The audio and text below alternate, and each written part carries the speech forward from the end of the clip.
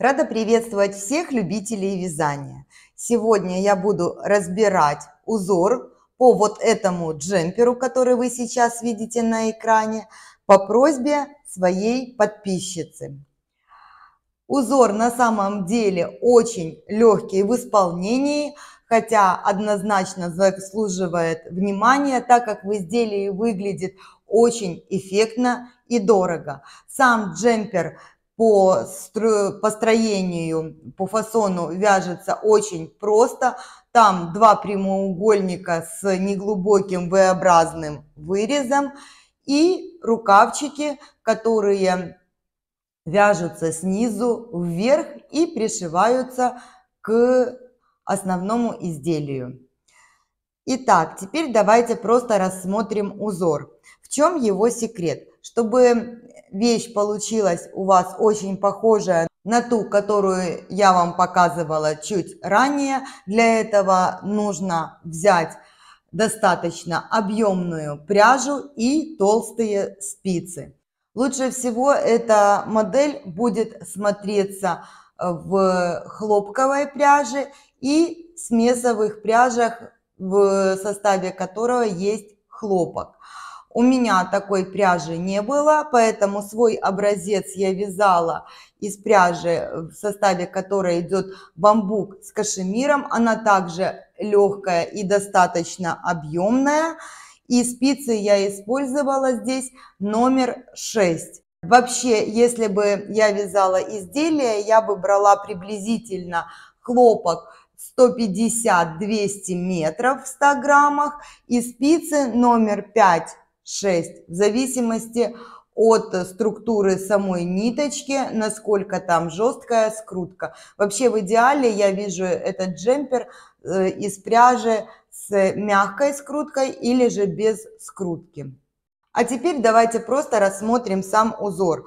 Этот образец связан, как вы видите, снизу вверх. Он выглядит точно так, как на фото. Если же вязать свое эксклюзивное изделие, и вы захотите его связать от горловины, рисунок будет смотреться вот таким образом. Тоже очень интересно, хотя иначе. Изнаночная его сторона выглядит вот таким вот образом. Еще какой один момент я упустила, когда рассказывала о самом узоре, это то, что его фишечка в правильном чередовании убавлений вправо или же влево, которое вот здесь вокруг листочка происходит, так как узор сам формируется в шахматном порядке и нужно своевременно сменить направление убавления. А теперь давайте приступим к практической части. Раппорт данного узора составляет 18 петель в ширину и 28 рядов в высоту. Вместе с вами я буду провязывать этот же узор, но с более тонкой пряжи. Это хлопок, здесь 250 метров в 100 граммах, и спицы я взяла здесь стандартные для этой пряжи, номер 3,5. Для изделия я выбрала больше, конечно, чтобы максимально выразить эффект листьев и сделать рисунок более крупным и воздушным. Но я хочу показать, чтобы вы могли сравнить и понимать, насколько в таких узорах, в этом конкретном узоре, важен размер спиц. Итак, я набрала 21 петлю, 18 это петли узора, 1 петля симметрии в конце ряда и 2 кромочные петли. Давайте начнем. Первый ряд. Кромочную я переснимаю и сразу начинаю вязать раппорт узора. Он начинается с 5 лицевых петель. 2, 3, 4, 5. Накид. 2 вместе лицевой с наклоном вправо. Я меняю расположение петель на классическое, чтобы первая дужка смотрела на меня и петли не получались скрещенными. И провязываю их вот таким вот образом. Далее накид, 1 лицевая. После чего мне нужно провязать 3 вот эти петли вместе, одной лицевой, так чтобы вторая петля была центральная. Для этого петли у меня открыты, я переношу первые 2 петли на правую спицу, не провязывая их. Далее за работой я подхватываю левой спицей первую петлю. Аккуратно это все спускаю и перед работой подхватываю вторую петлю, которую надеваю на левую спицу, после чего я провязываю все эти 3 петли вместе. Но за счет того, что я поменяла местами первую и вторую петли, у меня вторая получается посерединке. Далее 1 лицевая петля, накид, 2 вместе лицевой с наклоном влево. При убавлении же влево, наоборот, петли должны быть открыты, и на меня должна смотреть вторая дужка петли. Провязываю их вот таким вот образом. Далее накид и 4 лицевые петли. 3, 4. 1 петля симметрии, она в расчет у нас не входит. И кромочная петля. Все четные ряды в этом узоре провязываются изнаночными петлями. Накид при поворотном вязании также провязывается изнаночной. Если же вы вяжете по кругу, соответственно, все петли вы провязываете лицевыми, накид также провязывается лицевой петлей. Думаю, здесь сложностей никаких не должно возникнуть, поэтому четные ряды я буду провязывать за кадром. Третий ряд. Кромочная, 5 лицевых петель, 2, 3, 4, 5. Накид, 2 вместе лицевой с наклоном вправо. Накид, 1 лицевая петля, 3 вместе лицевой со второй центральной. Я также меняю их местами и провязываю 1 лицевой. Далее 1 лицевая, накид, 2 вместе лицевой с наклоном влево, накид, 4 лицевые петли. Я закончила вязать раппорт узора, ряд заканчиваю 1 лицевой, это петля симметрии, и кромочной. Пятый ряд провязывается точно так же, как первые 2 лицевых ряда. Кромочная, 5 лицевых петель, 2, 3, 4, 5. Накид, 2 вместе лицевой с наклоном вправо. Накид, 1 лицевая петля, 3 вместе лицевой со второй центральной петлей. Вы можете это делать так, как я, или же протяжкой, как вам удобнее и больше нравится. Дальше 1 лицевая, накид, 2 вместе лицевой с наклоном влево, накид и 4 лицевые петли. Я закончила вязать раппорт узора, ряд заканчиваю петлей симметрии, у меня это лицевая петля и кромочной. Седьмой ряд. Как видите на схеме, седьмой ряд начинается с провязывания 3 петель вместе. Но в начале и в конце ряда нет соответствующего накида этому убавлению.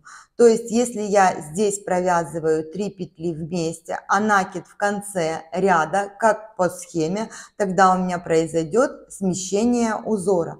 Поэтому убавление, которое в начале ряда, 3 вместе, я его разбиваю на части. В начале ряда провязываю 2 вместе и в конце ряда также провязываю 2 вместе. А вот по центру полотна я продолжаю провязывать их как 3 вместе лицевой. Итак, седьмой ряд. Кромочную я переснимаю. В начале ряда я провязываю 2 вместе лицевой с наклоном влево. Дальше идет 3 лицевые петли. Накид, 2 вместе лицевой с наклоном вправо. Накид, 1 лицевая петля, накид, 3 вместе лицевой со второй центральной петлей. Я меняю первую и вторую петли местами, так как показывала вам, и провязываю все 3 петли вместе. Далее накид, 1 лицевая петля, накид, 2 вместе лицевой с наклоном влево, накид, 3 лицевые петли, 3. Дальше вы вяжете 3 вместе лицевой со второй центральной петлей. Я же заканчиваю ряд, поэтому провязываю 2 вместе лицевой с наклоном вправо. Здесь у меня задействована петля симметрии, поэтому ряд я заканчиваю просто кромочной петлей. 9 ряд. Кромочную переснимаю. Здесь так же, как и в предыдущем ряду, я буду провязывать в начале ряда не 3, а 2 вместе лицевой с наклоном влево. Дальше идет 2 лицевые петли, накид, 2 вместе лицевой с наклоном вправо, накид, 2 лицевые петли, накид, 3 вместе лицевой со второй центральной петлей. Далее накид, 2 лицевые, накид, 2 вместе лицевой с наклоном влево, накид, 2 лицевые. И вы вяжете дальше 3 вместе лицевой со второй центральной петлей. Я же заканчиваю ряд, поэтому провязываю 2 вместе лицевой с наклоном вправо. И ряд заканчиваю просто кромочной петлей. В 11 ряду формируется вот этот уголочек, который вокруг листьев. Поэтому я сейчас буду менять направление убавлений в противоположную сторону. Итак, 11 ряд, кромочная. Также вместо 3 вместе я провязываю в начале ряда 2 вместе лицевой с наклоном вправо. Далее идет 1 лицевая петля, накид, 2 вместе лицевой с наклоном влево. Я поменяла направление убавления. Далее идет накид, 3 лицевые петли, накид, 3 вместе лицевой со второй центральной петлей, далее накид, 3 лицевые петли, накид, 2 вместе лицевой с наклоном вправо. Также поменяла и с этой стороны направление убавления. Делаю накид, дальше идет 1 лицевая петля и 3 вместе лицевой со второй центральной петлей. Я же заканчиваю ряд, поэтому я здесь буду провязывать 2 вместе лицевой с наклоном вправо. И ряд заканчиваю кромочной петлей. 13 ряд, кромочную переснимаю.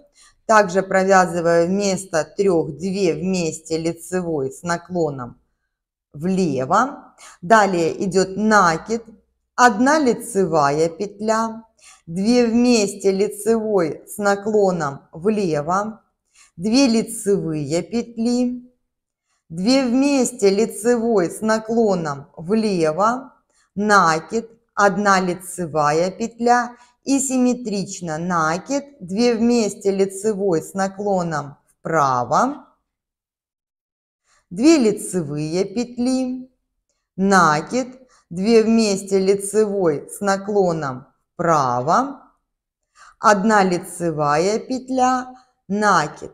Дальше вы вяжете первую петлю раппорта узора, то есть провязываете 3 вместе лицевой со второй центральной петлей. Я же заканчиваю ряд, поэтому провязываю 2 вместе лицевой с наклоном вправо и ряд заканчиваю кромочной петлей. 15 ряд. Кромочную переснимаю. Здесь в начале ряда я также провязываю вместо 3 2 вместе лицевой с наклоном влево, 1 лицевая, накид, 2 вместе лицевой с наклоном влево, накид, 9 лицевых петель, 2, 3, 4, 5, 6, 7, 8 и 9.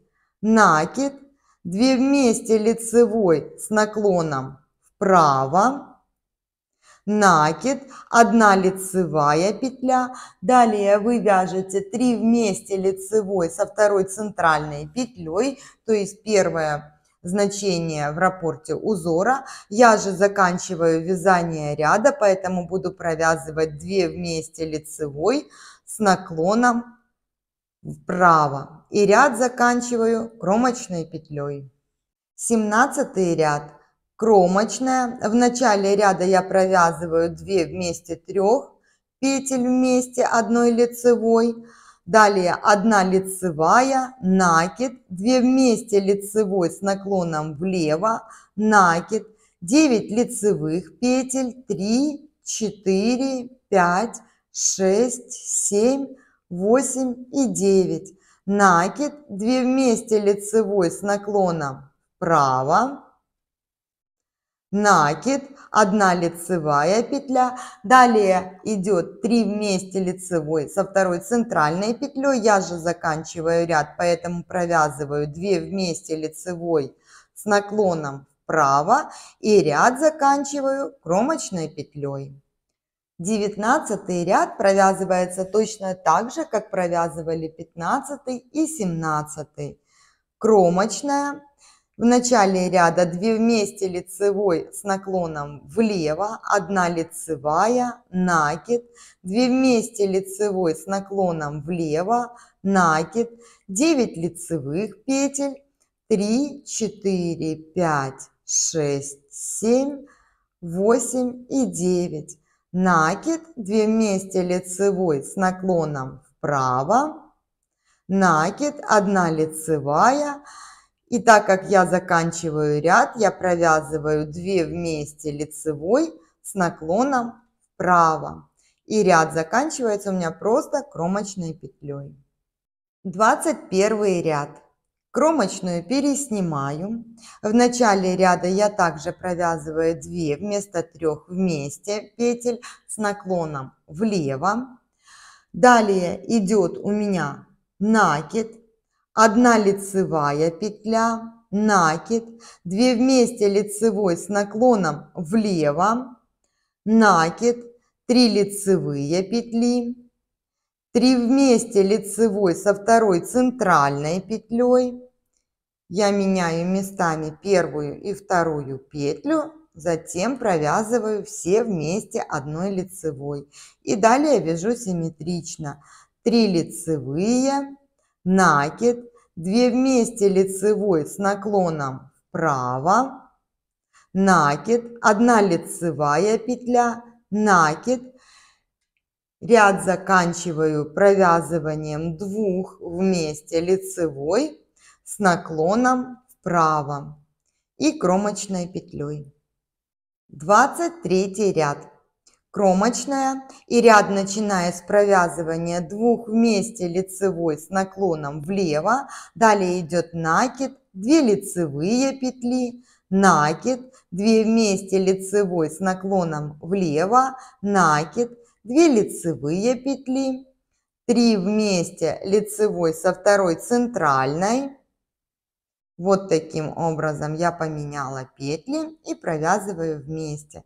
Дальше 2 лицевые, накид, 2 вместе лицевой с наклоном вправо, накид, 2 лицевые петли, накид. Я закончила вязать раппорт узора, ряд заканчиваю провязыванием 2 вместе лицевой с наклоном вправо, так как в начале ряда я провязывала не 3, а 2. И ряд заканчиваю кромочной петлей. 25 ряд. Кромочная. Ряд также начинаю провязывание 2 вместе лицевой с наклоном влево. Далее накид, 3 лицевые петли, накид, и здесь я буду менять направление убавлений. То есть я здесь буду провязывать 2 вместе лицевой, но уже с наклоном вправо, в отличие от предыдущих рядов. Далее делаю накид, 1 лицевая, 3 вместе лицевой со второй центральной петлей, потому что в этом узоре влево или вправо убавлений я не вижу, хотя можно все пробовать. Дальше вяжу симметрично. 1 лицевая, накид. Здесь также меняю направление убавлений, провязывая 2 вместе лицевой с наклоном влево. Делаю накид, 3 лицевые петли, накид. Я закончила вязать раппорт узора. Ряд же заканчиваю провязыванием 2 вместе лицевой с наклоном вправо и кромочной петлей. 27-й последний лицевой ряд нашего узора.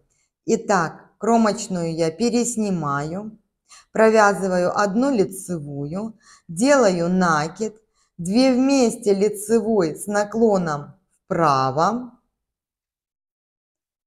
2 лицевые петли, 1, 2, накид, 2 вместе лицевой с наклоном вправо, 1 лицевая петля, накид, 3 вместе лицевой со второй центральной петлей.